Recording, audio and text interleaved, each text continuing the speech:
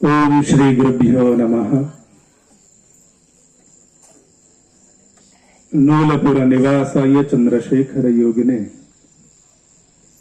ಶ್ರೀ ಸೃಗೀಶ್ವರೇಶಾಯ ನಮೋ ವೇದಸ್ಬಹುದನೆ. ಪ್ರಾತಸ್ಮರಣೀಯ ಗುರುದೇವರನ್ನ ಸ್ಮರಣೆ ಮಾಡಿ ಪವಿತ್ರವಾಗಿರುವಂತಹ ಮಾದಳ ಗ್ರಾಮದಲ್ಲಿ ಆರಾಧ್ಯ ದೈವವಾಗಿರುವಂತಹ ಸೋಮಲಿಂಗೇಶ್ವರರನ್ನ, ಈ ಕಾರ್ಯಕ್ರಮದ ಕೇಂದ್ರ ಬಿಂದು ಆಗಿರುವಂತಹ ಪರಮ ಪೂಜ್ಯ ಶಿವಾನಂದ ಮಹಾರಾಜರನ್ನ, ಚನ್ನಬಸವ ಅಪ್ಪಂಗಳವರನ್ನ ಹೃದಯ ಮಂದಿರದಲ್ಲಿ ಧ್ಯಾನಿಸಿ ಈ ಕಾರ್ಯಕ್ರಮಕ್ಕೆ ನಮ್ಮ ನಿಮ್ಮೆಲ್ಲರಿಗೂ ದರ್ಶನ ಆಶೀರ್ವಾದವನ್ನು ದಯಪಾಲಿಸುತ್ತಿರುವಂತಹ ಮಾತೃ ಹೃದಯದ ಗುರುವರರಾಗಿರುವಂತಹ ಅಪ್ಪಾಜಿಯವರ ಶ್ರೀಚರಣಕ್ಕೆ ಭಕ್ತಿಯ ಪ್ರಣಾಮಗಳನ್ನು ಸಮರ್ಪಿಸಿ, ನಾವೆಲ್ಲ ನಗಬೇಕು ಅಂದ್ರೆ ಇತ್ತೀಚಿನ ದಿನಗಳಲ್ಲಿ ತಮಾಷೆ, ಕಾಮಿಡಿ, ಕರ್ನಾಟಕದಾಗ ಹೋದರ ಪ್ರಾಣೇಶ ಅಂತ ಹಿಂಗೆಲ್ಲ ನೋಡ್ತಿರ್ತೀವಿ.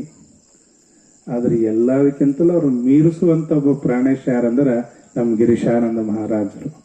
ಅವರನ್ನ ಭಕ್ತಿಯ ಪ್ರಣಾಮಗಳನ್ನು ಸಮರ್ಪಿಸಿ, ನೀವು ಚಪ್ಪಾಳೆ ತಟ್ರಿ ಅಂದ್ರೆ ಅದು 100% ಅವ್ರ ಪ್ರಾಣೇಶಿಗೆ ಮೀರ್ಸ್ಯಾರಂತನ ಅರ್ಥ. ಅದ್ರ ಜೊತೆಯಲ್ಲಿ ಯಾವಾಗಲೂ ನಮ್ಮ ಜೊತೆಯಾಗಿರುವಂತಹ ಪರಮ ಪೂಜ್ಯರು, ದೇವಿ ಉಪಾಸಕರಾಗಿರುವಂತಹ ಪ್ರಹ್ಲಾದ ದಾದಾಜಿಯವರಿಗೂ ಭಕ್ತಿಯ ಶರಣಾರ್ಥಿಗಳನ್ನು ತಿಳಿಸಿ, ಈ ಕಾರ್ಯಕ್ರಮವನ್ನ ನಾವೆಲ್ಲರೂ ಯಾವುದ್ಯಾವುದಕ್ಕೂ ವಿಚಾರ ಮಾಡ್ತಿರ್ತೀವಿ. ಆದರೆ ಮನುಷ್ಯನ ಬದುಕು ಸಾರ್ಥಕ ಆಗಬೇಕಾಗಿತ್ತು ಅಂತಂದ್ರೆ ಮನುಷ್ಯನ ಜೀವನ ಬಂದಿದ್ದು ಯಾವುದನ್ನೋದನ್ನ ತಿಳ್ಕೋಬೇಕಾಗಿತ್ತಂದ್ರೆ ಅದಕ್ಕೊಂದು ಗುರಿ ಇರಬೇಕು. ಇವತ್ತು ರಾಮಕೃಷ್ಣ ಪರಮಹಂಸರು ಸ್ವಾಮಿ ವಿವೇಕಾನಂದರನ್ನ ಭಾರತ ದೇಶದ ಒಂದು ಗುರಿಯನ್ನು ಇಟ್ಕೊಂಡು ವಿಶ್ವಗುರು ಆಗ್ಬೇಕಂತ ಇಟ್ಟುಕೊಂಡು ತಮ್ಮನತೆ ಸಮರ್ಪಿಸಿಕೊಂಡವರು ಸ್ವಾಮಿ ವಿವೇಕಾನಂದರು. ಸರ್ವ ಜನಾಂಗದ ಕಲ್ಯಾಣ ಆಗಬೇಕು, ಎಲ್ಲರ ಕಲ್ಯಾಣವನ್ನು ಆಗ್ಬೇಕಂತ ಇಟ್ಕೊಂಡು ಕಲ್ಯಾಣವನ್ನು ಕಟ್ಟಿದವರು ಬಸವಣ್ಣವರು. ಆದರೆ ಇವತ್ತಿನ ದಿನದೊಳಗ ಎಲ್ಲರೂ ನನ್ನವರೇ, ಅವ್ರು ಎಲ್ಲರ ಕಲ್ಯಾಣ ಆಗಬೇಕಂತ ತಿಳ್ಕೊಂಡು ಸತತವಾಗಿ ಈ ಕಾರ್ಯಕ್ರಮವನ್ನ ಮುನ್ನಡೆಸ್ತಿರುವರು ಸಾರಂಗಿ ಮಹಾರಾಜರು ಮತ್ತೆ ನಮ್ಮ ಸರ್ಗಳು, ಇಲ್ಲೆಲ್ಲ ಇರುವಂತ ಎಲ್ಲ ಸೇವಾಕರ್ತರು, ಅವರಿಗೂ ಮತ್ತು ನಾವು ಬಂದಿರುವ ಉದ್ದೇಶ ಏನು, ನಾವು ಎಲ್ಲಿಗೆ ಮುಟ್ಟಬೇಕನ್ನೋಂತ ತಿಳ್ಕೊಳ್ಳೋಕ್ಕಾಗಿ ಬಂದಿರುವಂತ ಎಲ್ಲ ಮಹಾಮಾತೆಯರೇ, ಮಹಾಜನಗಳೇ, ತಮಗೆಲ್ಲರಿಗೂ ಭಕ್ತಿಯ ಶರಣಾರ್ಥಿಗಳು. ಇವತ್ತು ವಿಷಯವನ್ನ ಭಗವಂತ ನಮ್ಮನ್ನು ಎದುರು ಕಳಿಸ್ಕೊಟ್ಟಿದ್ದಾನೆ. ನಾವು ಯಾವುದನ್ನ ಅರಿಬೇಕು ಅಂದ್ರೆ ಸತ್ತು ಚಿತ್ತು ಆನಂದ ಸ್ವರೂಪನಾಗಿರುವಂತ ಪರಬ್ರಹ್ಮ ಪರಮಾತ್ಮನನ್ನ, ಅವನ ರೂಪವನ್ನ ಅರಿತುಕೊಳ್ಳುವುದೇ ಆ ಜಾಣತನವೇ ಈ ಕಾರ್ಯಕ್ರಮದ ಒಂದು ಉದ್ದೇಶ. ಇವತ್ತು ನಾವೆಲ್ಲ ಬಂದಿದ್ದೀವಿ, ನಾವು ಬಂದಿರೋದನ್ನ ನಾವು ಮರ್ತಿದ್ದೀವಿ. ಮರೆತಿದ್ದಕ್ಕ ಮನುಷ್ಯ ಏನಾಗ್ಯಾನಂದ್ರ ಇವತ್ತು ಏನೆಲ್ಲ ಕೊಟ್ಟಿರುವಂತ ಭಗವಂತ ಬೇರೆ, ನಾವು ಬೇರೆ, ನಾನೇ ಬೇರೆ, ನೀವೇ ಬೇರೆ ಅಂತ ತಿಳ್ಕೊಂಡು ನಾವೆಲ್ಲ ವಿಚಾರದೊಳಗೆ ತೊಡಗಿಸ್ಕೊಂಡಿದ್ದೀವಿ. ಆದ್ರೆ ನಾನು ಯಾರು ಅನ್ನೋದನ್ನ ಅರಿಯುವುದು ಈ ಕಾರ್ಯಕ್ರಮ. ಈ ಜಗತ್ತಿನೊಳಗೆ ಬಹಳಷ್ಟು ಜನ ಬಂದು ಹೋಗಿದ್ದಾರೆ.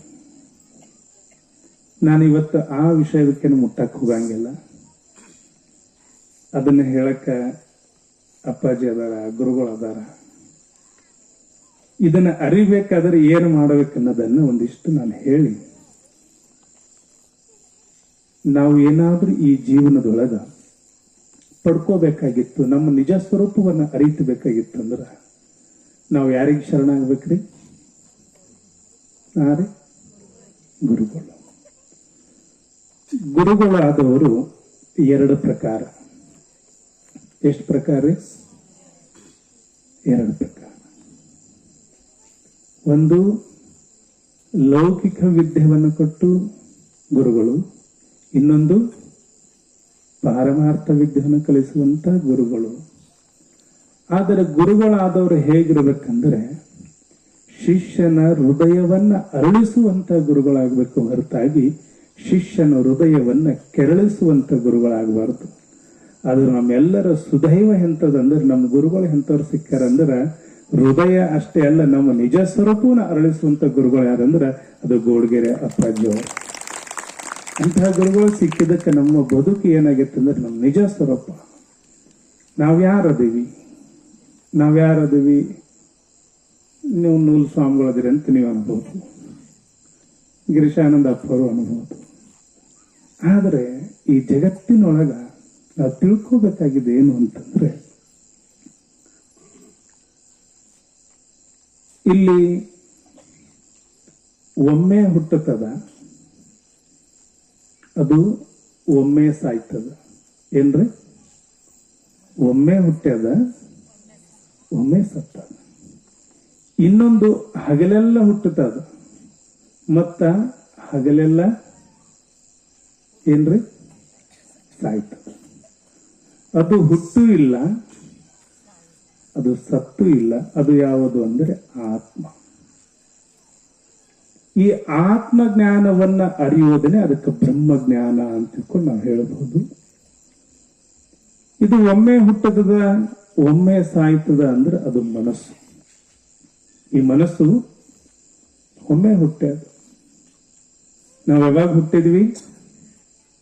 ಅವಾಗ ಹುಟ್ಟ್ಯದ, ಮತ್ತದು ಸಾಯ್ತದ.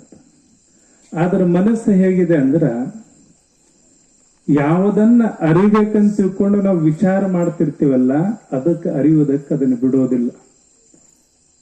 ಇಲ್ಲಿ ಪ್ರವಚನ ನಡೆದದ, ನಮ್ಮ ಸಲುವಾಗಿ ಗುರುಗಳು 5 ದಿನಗಳ ಕಾಲ ಎಲ್ಲವನ್ನು ಬಿಟ್ಟು ಬಂದಾರ. ಸಮಯಕ್ಕೆ ಸರಿಯಾಗಿ ಹೋಗ್ಬೇಕು ಅಂತ ತಿಳ್ಕೊಂಡು ಮನಸ್ಸ ಅಂತಿರ್ತದ. ಅದ್ರ ಮನ್ಯಾಗಿದ್ದಾವ ಎಮ್ಮಿ ಆಕಳ ಏನಂತಿರ್ತಾವ, दारी काढायचा वेळ झाला, मला पहिला काढून तिकडे जावा. घरामध्ये अजून भरपूर काम आहेत. प्रवचन 8 वाजता सुरुवात होणार आहे. कशाला गडबड करायला लागले तू? अजून थोड्या वेळानं ओम नमः शिवाय सोमलिंग मास्तर सांगायला लागले, अजून थांबा, नंतर जाऊया, तुमची होऊ दे. आपल्या मन सोडत नाही. ಮನಸ್ಸು ಯಾವುದ ಕಡೆ ಹೋಗ್ಬೇಕನ್ನಿಸ್ತಿರ್ತದಲ್ಲ, ಅದನ್ನು ಬಿಡೋದಿಲ್ಲ. ಯಾಕಂದ್ರೆ ಅದು ಗೊತ್ತೈತ್ ನಾ ಮತ್ತ ಬರೋದಿಲ್ಲ ಅನ್ನೋದು ಆ ಮನಸ್ಸಿಗೆ ಗೊತ್ತ. ಇನ್ನು ಶರೀರ ಇದು ಮತ್ತ ಹುಟ್ಟ್ಯದ, ಒಂದಲ್ಲ ಎರಡಲ್ಲ, 84 ಲಕ್ಷದೊಳಗೆ ಬಂದೆ ಅಂತ ತಿಳ್ಕೊಂಡು ಪುನರಪಿ ಮರಣಂ ಪುನರಪಿ ಜನನಂ ಜಠರೆ ಯ ಸಂಸಾರ ಅಂತ ತಿಳ್ಕೊಂಡು ಹೇಳ್ತಾರೆ ಗೋವಿಂದಂ ಶಂಕರಾಚಾರ್ಯರು. ಮತ್ತ ಹುಟ್ಟುತ್ತದ, ಸಾಯ್ತದ, ಶರೀರ ಮತ್ತೆ ಬರ್ತದ, ಹೋಗ್ತಿರ್ತದ. ಈ ಎಲ್ಲಾದ್ರ ಮಧ್ಯನೂ ಹುಟ್ಟು ಇಲ್ಲ, ಅದನ್ನ ಮತ್ತೆ ಸತ್ತು ಇಲ್ಲ. ಯಾವುದು ಅಂದ್ರೆ ಆ ಆತ್ಮ. ಆ ಆತ್ಮವನ್ನ ಅರಿಯುವುದನ್ನೇ ಬ್ರಹ್ಮಜ್ಞಾನ, ನಿಜ ಸ್ವರೂಪ. ನಾವ್ ಯಾರದಿವನ್ನೋದು ನಿಜ ಸ್ವರೂಪವನ್ನ ಅರಿಬೇಕಾಗಿತ್ತು ಅಂದ್ರೆ ಈ ಅರಿವಿಗೆ ಒಬ್ಬ ಗುರುಗಳು ಬೇಕು. ಆ ಗುರುಗಳು ಇದ್ದಿಲ್ಲ ಅಂದ್ರೆ ಅರಿಯುವುದಕ್ಕೆ ಸಾಧ್ಯ ಇಲ್ಲ. ಅದಕ್ಕ ಎಂತಹ ಗುರುಗಳು ಇರಬೇಕು ಈ ಜೀವನದಾಗ. ಈಗಿನ ಕಾಲಮಾನದೊಳಗೆ ನೀವೆಲ್ಲ, ನಾವೊಂದು ಬಹಳತ್ತೇನು ಮಾತಾಡಂಗಿಲ್ಲ. ಹೊರಗಡೆ ಇದ್ರೆ 1-2 ತಾಸು ಮಾತಾಡಬಹುದು. ಇಲ್ಲಿ ಮಾತಾಡೋದಕ್ಕಾದ್ರೂ ವಿಚಾರ ಮಾಡಬೇಕಾಗ್ತದೆ. ಯಾಕಂದ್ರೆ ಈಗ ಬೇರೆ ಕಡೆ ಪಾಠ ಮಾಡ್ಬೋದು, ಪಾಠ ಮಾಡೋರ್ ಬಾಜು ಕುತ್ಕೊಂಡು ಪಾಠ ಮಾಡೋದು ಹೆಂಗೆ? ಮನುಷ್ಯ ಗುರುಗಳನ್ನು ನಾವೆಲ್ಲರೂ ನೋಡ್ತಾ ಇದ್ವಿ. ಇವತ್ತಿನ ಕಾಲಮಾನದೊಳಗಂತೂ ಗುರುಗಳು ಬಹಳ ಜನ ಆಗ್ಯಾರ, ಬಹಳ ಜನ ಗುರುಗಳಾಗ್ಯಾರ. ನಿಮಗಂತೂ ನಮಗಿಂತಲೂ ಚಲೋ ಪರಿಚಯ ಐತಿ. ಇವತ್ತಿನ ಮನುಷ್ಯನ ಜೀವನದಾಗ ಸಮಾಧಾನ ಶಾಂತಿ ಯಾವುದೂ ಇಲ್ಲ. ಭಗವಂತ ಎಲ್ಲಾ ಕೊಟ್ಟಾನ, ನಿಮಗ ಕೊಟ್ಟಾನೋ ಇಲ್ಲೋ? ಹಿಂದೊಂದು ಕಾಲ ಇತ್ತು. ಏನಿತ್ತು? ಇರೋದಕ್ಕ ಸರಿಯಾದ ಮನೆ ಇರಲಿಲ್ಲ, ಉಡೋದಕ್ಕ ಸರಿಯಾದ ಬಟ್ಟೆ ಇರಲಿಲ್ಲ, ಉಣೋದಕ್ಕ ಸರಿಯಾದ ಆಹಾರ ಊಟ ಇರಲಿಲ್ಲ. ಒಂದ್ 35-40 ವರ್ಷದ ಹಿಂದಿನ ಪರಿಸ್ಥಿತಿ ನಾವೆಲ್ಲ ವಿಚಾರ ಮಾಡಿದ್ರ ಮನೆ ಬಹಳ ಸಣ್ಣ ಇತ್ತು. ಏನಿದ್ದು ರೀ? ಸಣ್ಣ ಇತ್ತು. ಅಲ್ಲೇ ಅಡಿಗೆ ಮನೆ, ಅಲ್ಲೇ ಬಚ್ಚಲ, ಅಲ್ಲೇ ದೇವ್ರ ಮನೆ, ಅಲ್ಲೇ ಒಂದು ಪಡಸಾಲಿ. ಆ ಪಡಸಾಲಿ ಒಳಗೆ ಎಲ್ಲರೂ ಮಲ್ಕೊತಿದ್ರು. ಆದ್ರೆ ಅವಾಗ ಜೀವನ ಎಷ್ಟು ಚಲೋ ಇತ್ರಿ? BP ಇತ್ತನ್ರಿ, ಶುಗರ್ ಇತ್ತನ್ರಿ? ಇರ್ಲಿಲ್ಲ. ಮೊಳಕಾಲ್ ನೋವು ಇರ್ಲಿಲ್ಲ, ಯಾವ ನೋವು ಇರ್ಲಿಲ್ಲ. ಆನಂದ ಆನಂದ, ಏನೂ ಇದ್ದಿದ್ದಿಲ್ಲ, ಆನಂದ ಇತ್ತು. ಇವಾಗ ಅಡಿಗೆ ಮನೆ ಬೇರೆ, ಡೈನಿಂಗ್ ಹಾಲ್ ಬೇರೆ, ಬೆಡ್ರೂಮ್ ಬೇರೆ, ಟಿವಿ ಹಾಲ್ ಬೇರೆ, ಎಲ್ಲ ಬೇರೆ ಬೇರೆ. ಮನೆ ಬಹಳ ದೊಡ್ಡ ಆಗ್ಯಾವ, ಮನಸ್ಸು ಏನಾಗ್ಯಾವ್ರಿ? ನೀವ ಅಂದ್ಬಿಟ್ರಪ್ಪ, ನಮ್ಗೆ ಯಾಕೆ ಕೇಳ್ತೀರಂದ್ರ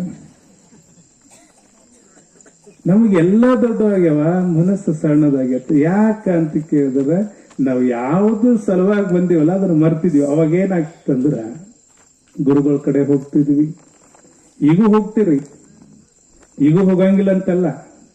ಈಗ ಎಂತ ಗುರುಗಳ ಕಡೆ ಹೋಗ್ತೀರಿ ಅನ್ನೋದನ್ನ ನಾ ಹೇಳಕ್ ಹೋಗಂಗಿಲ್ಲ. ಇತ್ತೀಚಿನ ದಿನಮಾನಗಳಾಗ ಹೆಂಗಾಗೈತೆ ಅಂದ್ರ, ಈ ಗುರುಗಳು ಹೆಂಗ ಇರ್ಬೇಕಂದ್ರ ನಿಮ್ಗೆ ಹೋಗಿದ ತಕ್ಷಣ ಅವ್ರು ಏನ್ರ ಆಗ್ಬಿಡ್ಬೇಕು, ಚೇಂಜ್ ಆಗ್ಬೇಕು. ನೀವು ಅವ್ರು ಒಂದು ಸೂಜಿ ಮಾಡಿ ಅದಕ್ಕೆ ಡಬ್ಬಣ ಚುಚ್ಚಿ ಕುಂಬಳಕಾಯಿ ಗುಲಾಲ್ ಹಾಕಿ ಆ ದಾರ್ಯಾಗ ಹೋಗಿರಿ, ಈ ದಾರ್ಯಾಗ ಹೋಗಿರಿ, ಒಂದು ನಿಂಬಿಕೆದಾಗ 4 ಹೋಳು ಮಾಡಿ 4 ದಾರ್ಯಾಗ 3 ದಾರ್ಯಾಗ ಹೋಗಿ ಅಂತ ಗುರುಗಳ ಮೇಲೆ ಬಹಳ ಮಂದಿ ಹೋಗ್ತಿರ್ತಾರೆ. ಆದ್ರೆ ಅವ್ರು ಯಾರು ನಮಗ ಆತ್ಮಜ್ಞಾನವನ್ನು ಕೊಡ್ಸಕ್ ಸಾಧ್ಯ ಇಲ್ಲ. ಯಾರು ಆತ್ಮಜ್ಞಾನವನ್ನ ಪಡ್ಕೊಂಡಿರ್ತಾರಲ್ಲ, ಯಾರು ತಮ್ಮನ್ನ ತಾವು ನಾವ್ ಯಾರ ಅಂತ ತಿಳ್ಕೊಂಡಿರ್ತಾರಲ್ಲ, ಒಬ್ಬ ಗುರುಗಳು ಬಹಳ ಅಪರೂಪದ ಗುರು. ನಾವೆಲ್ಲ ಏನ್ ತಿಳ್ಕೊಂಡಿದೀವಿ ಅಂದ್ರ, ಗುರು ಅಂದ್ರೆ ಅವನು ನೋಡಕ್ ಜಗ ಇರಬೇಕು, ಅವ್ರ ಬಲ್ಲಿ ದೊಡ್ಡ ಕಾರ್ ಇರ್ಬೇಕು, ಹಿಂದ ಮುಂದ 10-15 ಮಂದಿ ಸೇವಕರು ಇರ್ಬೇಕು, ಅಂತವ್ರೆಲ್ಲ ಗುರುಗಳು. ಆಮೇಲೆ ಒಂದು 10-20 ಕೈಯಾಗ ಕಲರ್ ಉಂಗುರ ಹಾಕೊಂಡಿರ್ಬೇಕು. ನಿಜವಾದ ಗುರುಗಳು ಯಾರು ಹೆಂಗಿರ್ತಾರಂದ್ರೆ, ಆತ್ಮಜ್ಞಾನವನ್ನು ಯಾರು ಅರ್ತಿರ್ತಾರಲ್ಲ ಅವರು ನಿಜವಾದ ಗುರುಗಳು. ಒಂದು ಊರ ಯಾರು ಕಷ್ಟದಿಂದ ಬೆಳೆದಿರ್ತಾರಲ್ಲ, ಯಾರು ಗುರು ಸೇವೆಯನ್ನು ಮಾಡಿರ್ತಾರಲ್ಲ, ಯಾರು ಗುರುವಿಗೆ ಅತ್ಯಂತ ಉತ್ತಮ ಶಿಷ್ಯನಾಗಿರ್ತಾರಲ್ಲ, ಅವರೇ ನಿಜವಾದ ಗುರುಗಳಾಗಕ್ಕೆ ಸಾಧ್ಯ. ಒಂದು ಊರು ಅತ್ಯಂತ ಬಡತನ. ಎಷ್ಟು ಬಡತನ ಅಂತಂದ್ರೆ, ಆ ಬಾಲಕನನ್ನ ಮನೆಯಿಂದ ಒಯ್ದು ಮಠಕ್ಕೆ ಬಿಡ್ತಾರೆ. ಮನೆಯಿಂದ ಮಠಕ್ಕೆ ಬಿಟ್ಟಾಗ ಏನೂ ಅರಿಯುತ್ತಿರಂಗಿಲ್ಲ, ನಾ ಎದಕ್ಕೆ ಬಂದಿನ ಅನ್ನೋದನ್ನ ಗೊತ್ತಿರಂಗಿಲ್ಲ. ಆದ್ರೆ ಗುರುಗಳ ಸೇವೆಯಿಂದ ಎಲ್ಲವನ್ನ ಅರ್ಥ. ಯಾರು ಇರೋದಿಲ್ಲ, ಯಾರ್ಯಾರು ಇರೋದಿಲ್ಲ. ಆದ್ರೆ ಗುರುಗಳು ಇರುವಂತ ಎಲ್ಲ ಸೇವೆಯನ್ನು ಮಾಡಿ ಎಷ್ಟೆಲ್ಲ ಕಷ್ಟಗಳು ಬರ್ತಾವ, ಆ ಎಲ್ಲ ಕಷ್ಟಗಳನ್ನ ಸಹಿಸಿ ಅವ್ರಿಗೆ ಗೊತ್ತಿರ್ತದ ನಾನು ಬಂದಿರೋದು ಯಾವುದಕ್ಕಂದ್ರ ನಾ ಯಾರ ಅದೀನಿ ಅನ್ನೋದನ್ನ ಅರಿಯುವ ಸಲುವಾಗಿ ಆ ಭಗವಂತ ನನ್ನನ್ನು ಕಳಿಸ್ಕೊಟ್ಟಿದ್ದಾನೆ. ಆ ಕಲಿಬೇಕಾಗಿತ್ತಂದ್ರೆ ಎಲ್ಲ ಕಷ್ಟಗಳನ್ನ ನಾ ಸಹಿಸಬೇಕು ಅಂತ ತಿಳ್ಕೊಂಡು.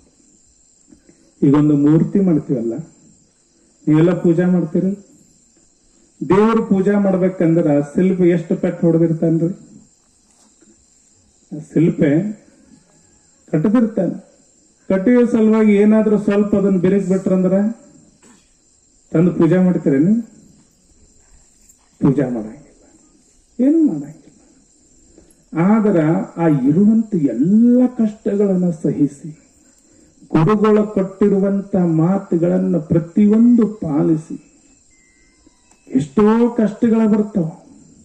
ಎಲ್ಲ ಕಷ್ಟಗಳನ್ನ ಮೀರಿ ಆ ಗುರಿ ಏನಿತ್ತು ಏನಿತ್ರಿ ಅವ್ರದ್ದು?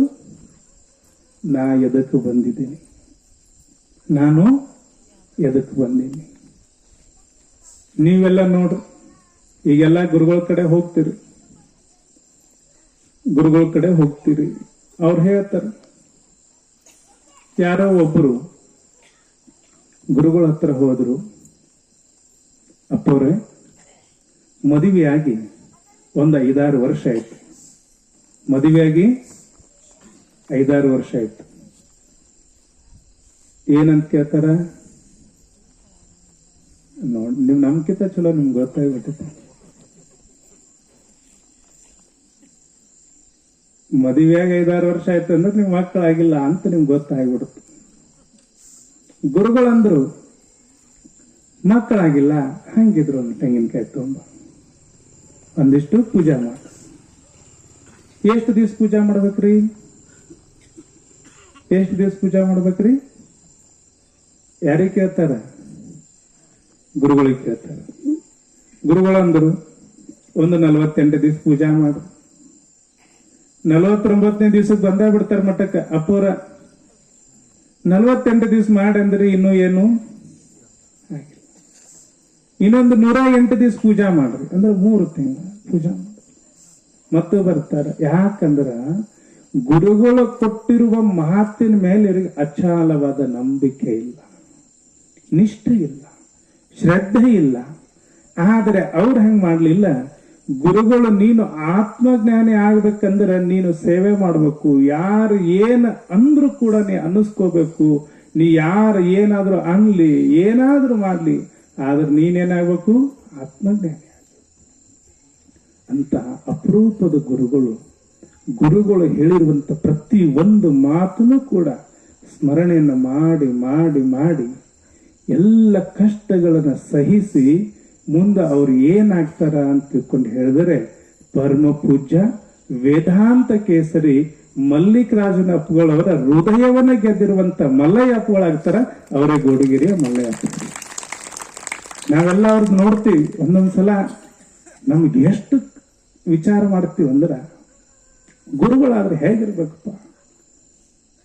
ಬರೇ ಪುಸ್ತಕದಾಗ ನೋಡಿ ಹೇಳೋ ಗುರುಗಳು ಬಹಳ ಜನ ಸಿಗ್ತಾರ. ಅದನ್ನ ಅನುಭವಿಸಿ ಹೇಳೋ ಗುರುಗಳು ಬೇಕು. ಸೇವಾ ಮಾಡಿದರು, ಹೃದಯವನ್ನ ಗೆದ್ದರು, ಭಕ್ತರು ಹೃದಯದೊಳಗೆ ಅವರು ಇವತ್ತು ಗುರುಗಳಾಗಿದ್ದಾರೆ.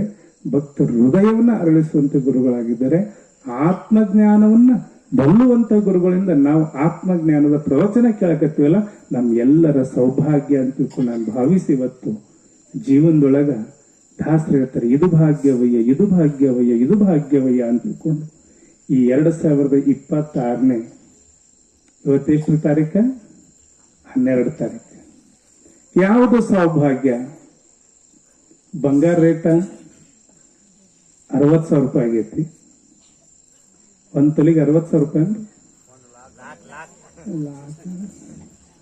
60,000 ಅಂದ್ಕೂಡ್ರೆ ಹೆಣ್ಮಕ್ಳು ನನ್ನ ನೋಡಕತ್ತಾರೆ. ಅಪ್ಪ ಹೆಚ್ಚು ಕಡಿಮೆ 60,000 ಆಗೈತೆ ಅಂದ್ರೆ ಹೊಸ ಮಂದಿ ಹೋಗ್ಬಿಡ್ತಾರೆ. 1,60,000 ರೂಪಾಯಿ ಸಾಲಿಲ್ಲ. 1,60,000 ರೂಪಾಯಿ ಬಂಗಾರದ ರೇಟ್ ಆಗೈತಿ. 1,60,000 ರೂಪಾಯಿ ಬಂಗಾರ ರೇಟ್ ಆಗಿದೆ. 1 ತೊಲಿ ಕಿಲೋ ಕಲ್ರಿ. ಮಾತ ಏನೊಂದು 15 ತೊಲಿ ಇಡೋದು ತಗೊಂಡ್ ಇಟ್ಕೊಳ್ಳೋದು ನಮ್ಮ ಸೌಭಾಗ್ಯನು? ಏನು ಗಡಿಂಗ್ ಗ್ಲಾಸ್ದಾಗ ಕೊಲ್ಲಾಪುರ ಪುನಾದಾಗ ಪ್ಲಾಟ್ ತಗೊಳ್ಳೋದು ಸೌಭಾಗ್ಯನು? ಏನು ಬ್ಯಾಂಕ್ನಾಗ ಒಂದ್ 2-3 ಲಕ್ಷ FD ಮಾಡೋದು ಸೌಭಾಗ್ಯನು? ಇವು ಯಾವ ಭಾಗ್ಯಗಳು ಅದ್ರೊಳಗೆ ನಿಮಗ್ ಬಂದಿತ್ತಿಲ್ಲ. ಇನ್ನೊಂದು ಯಾವ ಭಾಗ್ಯ? ಕರ್ನಾಟಕದಾಗ ಗೃಹಲಕ್ಷ್ಮಿ ಭಾಗ್ಯ ಬಂದೈತಿ, ನಿಮಗ ಲಾಡ್ಕಿ ಬಾಯಿನ ಭಾಗ್ಯ ಬಂದೈತಿ. ಇವೆಲ್ಲಾ ಭಾಗ್ಯವೆಲ್ಲ 5 ವರ್ಷ ಅದು ಇದ್ರ ಗ್ಯಾರಂಟಿ, ಇಲ್ಲಾಂದ್ರೆ ಏನಿಲ್ಲ. ಆದ್ರ ನಿಜವಾದ ಸೌಭಾಗ್ಯ ಯಾವುದು ಅಂತ ಕೇಳಿದ್ರೆ ಈ ಅಧ್ಯಾತ್ಮ ಸತ್ಸಂಗದ ವೇದಿಕೆಯೊಳಗ ಮಲ್ಲಯ್ಯಜ್ಜರ ಒಳಗ ಸಾನ್ನಿಧ್ಯದೊಳಗೆ ಕೂತ್ಕೊಳ್ಳೋದೆ ನಮ್ಮ ನಿಮ್ಮೆಲ್ಲರ ಸೌಭಾಗ್ಯ ಅಂತ ತಿಳ್ಕೊಂಡು ಹೇಳಿ ಇವತ್ತು ಕಾರ್ಯಕ್ರಮ ಬಹಳ ಅದು ಗುರುಗಳು ಇನ್ನೂ ಹೇಳೋರಿದ್ದಾರೆ. ಅದ್ರ ಒಂದ್ ನೆನಪಿಟ್ಕೊಳ್ರಿ, ನಾನು ಬಹಳ ವರ್ಷದಿಂದ ಸುಮಾರು 18-20 ವರ್ಷ ಆಯ್ತು. ಬಹುತೇಕ ನೀವು ನೋಡಿದ್ದೀರಿ, ನಾನು ನೋಡಿದ್ದೀನಿ. ಚಂದ್ರಶೇಖರ್ ಅಜ್ಜರನ್ನ ನನಗಿಂತಲೂ ಹೆಚ್ಚಿಗೆ ನೀವೆಲ್ಲ ನೋಡಿದವರಿದ್ದೀರಿ. ಇಲ್ಲೆಲ್ಲ ಸರಳತೆಯನ್ನ ಬಹಳ ಸರಳವರು. ಆ ಸರಳತೆಯನ್ನ ನನ್ನ ಜೀವನದಾಗ ನಾ ಎಷ್ಟು 1-2 ವರ್ಷ ನಮ್ಮ ಗುರುಗಳು ಲಿಂಗಾಯಕರಾದ್ಮೇಲೆ ಬಹಳ ಚಿಂತೆ ಒಳಗಾಗಿದ್ ನಾನು. ಬಹಳ ಚಿಂತೆ ಆಗಿತ್ತು ಅಜ್ಜಾರ್ ಲಿಂಗಾಯಕ ಆದ್ಮೇಲೆ. ನೀವಂದ್ರು ಮತ್ ಮಠದಾಗ ಏನೂ ಇಲ್ಲಾರ್ದಾಗ ಚಿಂತೆ ಆಗೈತೆ ಅಂತ ನೀವು ತಿಳ್ಕೊಬೇಡ್ರಿ. ಅಂತಹ ಗುರುಗಳು ನಾವು ಕಳ್ಕೊಂಡೇವಲ್ಲಪ್ಪ ಅಂತ ತಿಳ್ಕೊಂಡು ಆ ಚಿಂತೆ ಒಳಗ ಆ ಚಿಂತೆಯನ್ನ ಮರೆಸುವಂತ ಚಿಂತನೆ ಮಾಡಕ್ ಗುರುಗಳು ಸಿಕ್ಕೋರು ಯಾರಂದ್ರೆ ಅದು ಗೋಡಿಗೆರೆ ಮಲ್ಲಯ್ಯ ಅಜ್ಜಾರನೇ. ಅವರ ಸಾನ್ನಿಧ್ಯವನ್ನು ಸಿಕ್ಕ ಮೇಲೆ ಇವತ್ತು ಬಹಳಷ್ಟು ಮನುಷ್ಯನ ಜೀವನ ಅಂದ್ರೆ ಬದಲಾವಣೆ ಆಗ್ಬೇಕು. ಬದಲಾವಣೆ ಜಗದ ನಿಯಮ.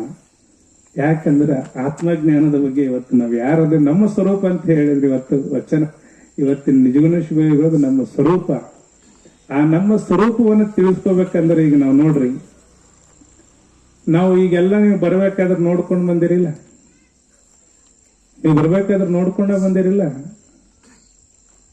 ಮನೆಯಿಂದ ಬಂದಿರಲ್ಲ, ನೋಡ್ಕೊಳ್ಳೋರ್ದೆ ಬಹುತೇಕ ಯಾರೂ ಬಂದಿಲ್ಲ.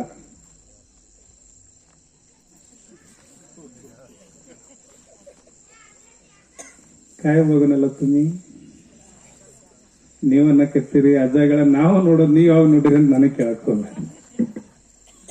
ಕನ್ನಡಿಯನ್ನ ನೋಡ್ಕೊಳ್ಳಾರ್ದೆ ಯಾರು ಬಂದಿಲ್ಲ. ನಾವು ಹೇಗೆ ಅದೀವಿ ಅಂತ ತಿಳ್ಕೊಂಡು ಕನ್ನಡಿಯನ್ನು ನೋಡ್ಕೊಂಡು ಹೊರಗೆ ಬಂದೀವಲ್ಲ, ಆದ್ರೆ ನಮ್ಮ ಆತ್ಮ ಹೇಗೆ ಅಂತ ತಿಳಿಸ್ಕೋಬೇಕಾದ್ರೆ ಈ ಆತ್ಮಜ್ಞಾನ ಮಂಟಪದೊಳಗೆ ಯಾರು ನೋಡ್ಬೇಕಂದ್ರ ಅದು ಮಲ್ಲಯ್ಯ ಅಜ್ಜಾರು ಮತ್ತು ಗಿರೀಶಾನಂದ ಅಜ್ಜಾರು ನೋಡಿದಾಗ ಮಾತ್ರ ನಮ್ಮ ಆತ್ಮ ಹೇಗಿದೆ ಅನ್ನೋದು ಆತ್ಮಜ್ಞಾನವನ್ನು ಸಿಗ್ತದ. ಅಂತಹ ವೇದಿಕೆ, ಒಂದು ಅಪರೂಪದ ವೇದಿಕೆ ನಮ್ಮ ಮಾದ್ಯಾಳ ಗ್ರಾಮದೊಳಗ 11 ವರ್ಷ ಅಲ್ಲ, ಅಜ್ಜಾರ್ ಹೇಳಿದ್ರು ಇನ್ನೊಂದಿಲ್ಲ ಅಂತ ತಿಳ್ಕೊಂಬನ್ನಿ. ಅಂದ್ರ ಇನ್ನೊಂದಿಲ್ಲ ಅಂದ್ರೆ ಇದ್ರ ಮುಂದೆ ಯಾವುದಿಲ್ಲ ಅಂತ ಇದನ್ನ ಮಾಡ್ಕೊಂತ ಹೋಗ್ಬೇಕನ್ನೋದನ್ನ ಅಜ್ಜಾರ್ ಮೊನ್ನೆ ದಿವಸ ನಮಗೆಲ್ಲ ಹೇಳಿದ್ದಾರೆ. ಪ್ರತಿ ವರ್ಷವೂ ಕೂಡ ಇಂಥ ಕಾರ್ಯಕ್ರಮ ನಮ್ಗೆಲ್ಲರಿಗೂ ಒಂದು ಜೀವನದೊಳಗ ಈ 5 ದಿನಗಳ ಅಂತಂದ್ರೆ ಅದು ಹಬ್ಬ ಅನ್ನುವಂತ ನಿಟ್ಟಿನೊಳಗೆ ನಾವೆಲ್ಲ ಮಾಡ್ಕೊಳ್ಳೋಣ ಅಂತ ತಿಳ್ಕೊಂಡು ಹೇಳಿ ನನ್ನ ಅಲ್ಪ ಜ್ಞಾನವನ್ನ ಗುರುವಿನ ಪಾದಕ್ಕೆ ಅರ್ಪಣೆ ಮಾಡ್ತಿದ್ದೀನಿ. ಇನ್ನೊಂದು ಸಲ ಜೋರಾದ ಚಪ್ಪಾಳೆಯನ್ನ ನೀವೆಲ್ಲ ಬಾರಿಸ್ಬೇಕು. ಯಾಕಂದ್ರೆ ಸರ್ಗಳಾಗಿರ್ಬೋದು, ನಮ್ಮ ಸೋಮಲಿಂಗ್ ಸರ್ ಆಗಿರ್ಬೋದು, ನಮ್ಮ ಚಿದಗೊಂಡ ಸರ್ ಆಗಿರ್ಬೋದು, ಸಾರಂಗಿ ಅಜ್ಜರ್ ಆಗಿರ್ಬೋದು, ಶಂಕರ್ ಅಜ್ಜ ಆಗಿರ್ಬೋದು, ಮತ್ತಿಲ್ಲೆಲ್ಲ ಅನೇಕ ಜನರದಾರ ಹಿರಿಯರೆಲ್ಲರೂ. ಅವರೆಲ್ಲರೂ ತಮ್ಮ ಸೇವೆ, ಅವ್ರು ಎಷ್ಟು ಸೇವೆ ಮಾಡ್ತಾರಂದ್ರ ಇಡೀ ತಮ್ಮ ಬಂದಿರುವಂಥದ್ದು ಈಗಿನ ಜಮಾನ್ದಾಗ್ರಿ ನಾವ್ ಯಾರ್ಯಾರೋ ಕೊಟ್ರಂತ ಕತಿ ಕೇಳ್ತೀವಿ, ನಾವು ಇದ್ದಿದ್ದೆಲ್ಲ ದಾನ ಕೊಟ್ರಂತ ಕತಿ ಕೇಳ್ತೀವಿ. ಆದ್ರೆ 21ನೇ ಶತಮಾನದಾಗ ಎಲ್ಲರೂ ಸ್ವಾರ್ಥ ಜಗತ್ತದೊಳಗ ನಂದು ಧರ್ಮಕ್ಕಿಲ್ಲ ಅಂತ ತಿಳ್ಕೊಂಡು ಬಂದ ಪಗಾರದಾಗ ಇವರೆಲ್ಲ ಸ್ವಾಮಿಗಳಿಗೆ ವ್ಯವಸ್ಥೆ ಮಾಡ್ತಾರ. ಸಾರಂಗಿ ಅಜ್ಜಾರು ಎಲ್ಲರಿಗೂ ಪ್ರಸಾದ ಮಾಡ್ತಾರ. ಅವ್ರಿಗೇನೋ ಭಕ್ತರೆಲ್ಲರೂ ಕೂಡಿ ಕೊಟ್ಟಿರ್ತಾರೆ, ಅದನ್ನ ಸಮಾಜ. ಇದು ನಿಜವಾದ ಆತ್ಮಜ್ಞಾನವನ್ನು ಬಲ್ಲವರಿಗೆ ಮಾತ್ರ ಇದು ಸಾಧ್ಯ ಅಂತ ಎಲ್ಲರಿಗೂ ಒಂದು ಸಲ ಭಗವಂತ ನಮ್ಮ ಗುರುಗಳ ಆಶೀರ್ವಾದ ಇರ್ಲಿ ಅಂತ ತಿಳ್ಕೊಂಡು ಹೇಳಿ, ಮುಂದಿನ ವರ್ಷ ಸರ್ಗ ಹೇಳ್ಯಾರ 5 ದಿವಸ ಇರ್ಬೇಕ್ರಿ ಅಂತ ತಿಳ್ಕೊಂಡು, ನಮ್ದು ಏನಾಗೈತಂದ್ರೆ ಹೆಚ್ಚು ಕಡಿಮೆ ಆದ್ರೆ ಹೋದ ವರ್ಷಕ್ಕಿಂತ ಸ್ವಲ್ಪ ಸುಧಾರಣೆ ಆಗಿರಂತ ಹೇಳ್ಬೋದು. ಹೋದ ವರ್ಷ ಒಂದೇ ದಿವ್ಸ ಮುಂಗ್ಲಿ ಮಾರಿ ತೋರ್ಸಂಗ, ಆದ್ರೆ ಈ ವರ್ಷ 4 ದಿವಸ ಬಂದಿನಂದ್ರ ಮುಂದಿನ ವರ್ಷಗೆ 5 ದಿವಸ ಬರ್ಬೇಕಂದ್ರೆ ಅದು ಗುರುಗಳ ಆಶೀರ್ವಾದ ಇರಬೇಕು. ಎದಕ್ಕಂದ್ರೆ ಅವ್ರು ನುಡಿಸ್ದಂಗ್ ನುಡ್ಯಾವ, ಅವ್ರು ನಡೆಸ್ದಂಗ್ ನಡೆಯವ. ನಾನ್ ನಡೆಸೋರು ಅವರ, ನುಡಿಸೋರು ಅವರ. ಹಾಗಾಗಿ ಅವ್ರೇನು ಅನುಗ್ರಹ ಮಾಡ್ತಾರೆ ಅದನ್ನೆಲ್ಲ ನಾವು ಪಾಲನೆ ಮಾಡೋಣ ಅಂತ ತಿಳ್ಕೊಂಡು ಹೇಳಿ ನನ್ನ ಮಾತು ವಿರಾಮ ಕೊಡ್ತೇನೆ. ಓಂ ಶಿವಮಯ್ಯ.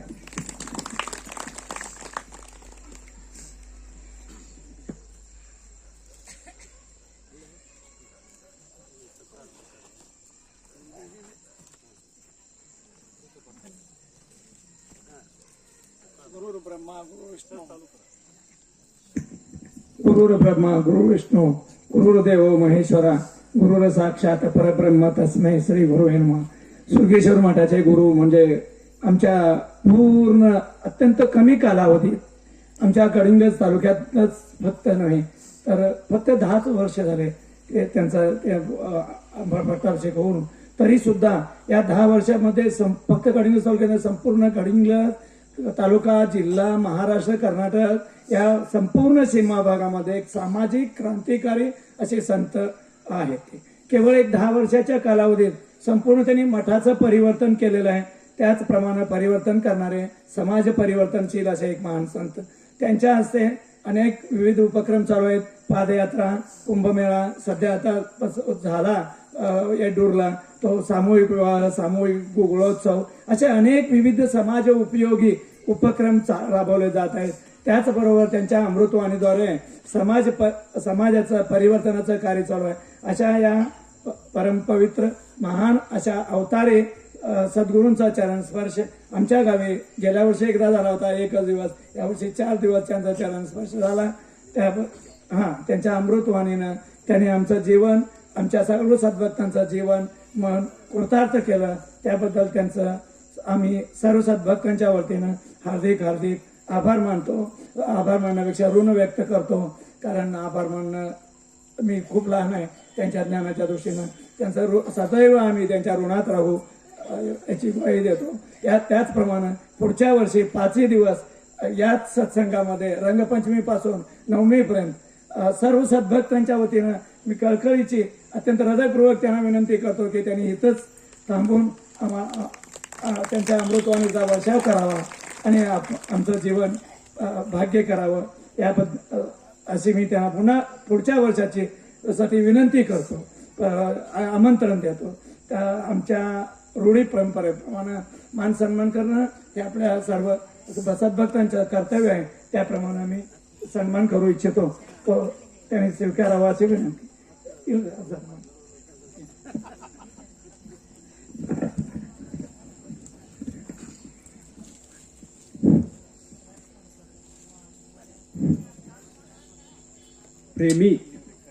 प्रेमी ढूंढत मैं फिरू,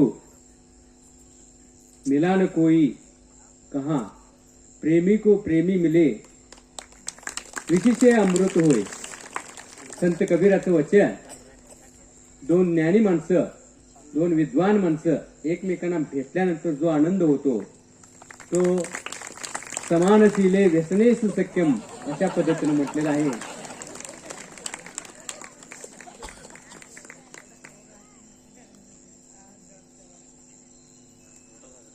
धन्यवाद स्वामीजी. आपल्या आगमनाची अत्यंत आतुरतेने पुढल्या वर्षी आपण वाट पाहतो.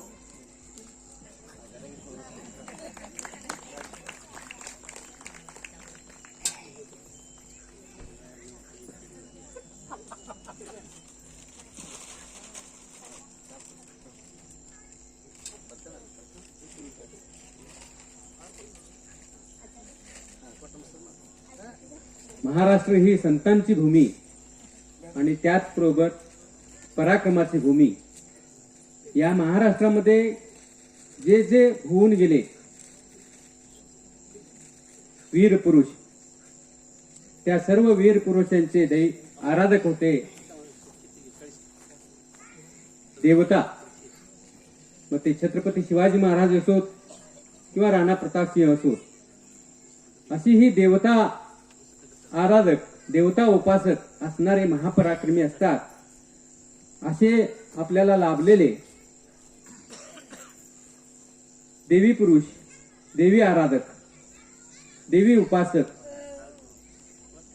या ठिकाणी आज आपल्याला लाभलेले आहेत.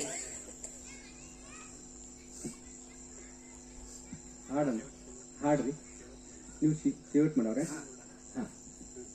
परमपूज्य गिरीशानंद महास्वामीजी यांचे या ठिकाणी आशीर्वचन होईल. मी विनंती करतो की आपण या ठिकाणी